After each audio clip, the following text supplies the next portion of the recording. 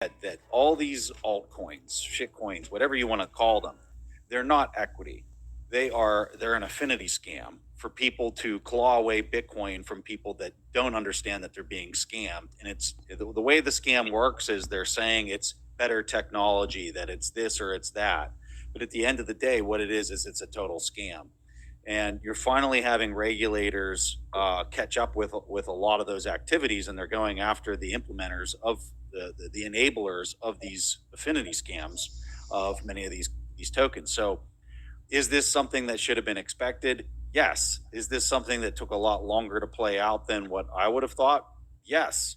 Uh, I'm all about free and open markets, but I'm also all about, like, if you're gambling, there's a big difference between somebody sports gambling or showing up to a casino and knowing that their odds are 47% to play roulette versus somebody who thinks they're investing in technology and they're actually being scammed. There's a big difference between those two things. And the difference is in the knowledge that's up front and the way that it's being presented to people. And I think this is long overdue that you're actually seeing something play out right now. Lynn, do you have a follow up for Preston? So I would just echo that, and Corey touched on it earlier too. That these things will exist, but their ease of accessing the U.S. and some of these bigger markets, I think, is going to be obviously restricted. And there'll still be some jurisdictions that are happy to have them, and then they can operate and kind of put their tendrils out from there. But the ease of marketing to Americans, marketing, perhaps to Europeans over time, these things just get. I think the windows are going to close on them, and that'll kind of turn some of the capital fire hoses into garden hoses, and put some of that out. And I think that does give Bitcoin companies an opportunity to say, here's why we're different, here's what we're doing. It's a very different environment, and hopefully some of that capital can shift over to companies that are trying to build a longer term and more ethical foundation, instead of trying to get more and more people to trade and dump known things on retail. I think it's more about companies that educate, companies that build technology, other layers on top of Bitcoin, wallets that use those layers, innovative ways of using Bitcoin. All these on ramps, educators, technology developers. I think that's where the long term story is.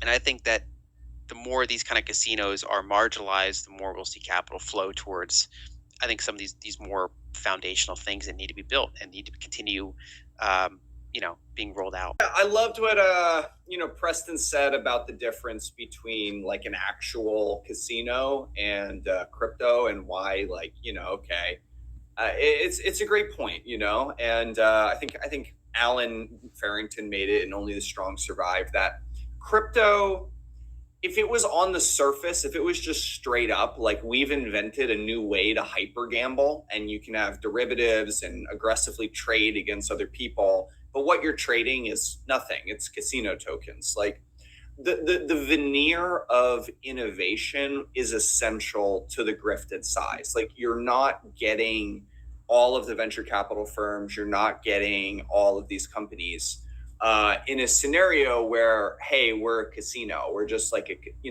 people need to believe they're investing in technology for this whole thing to work, even if more sophisticated players know it's gambling.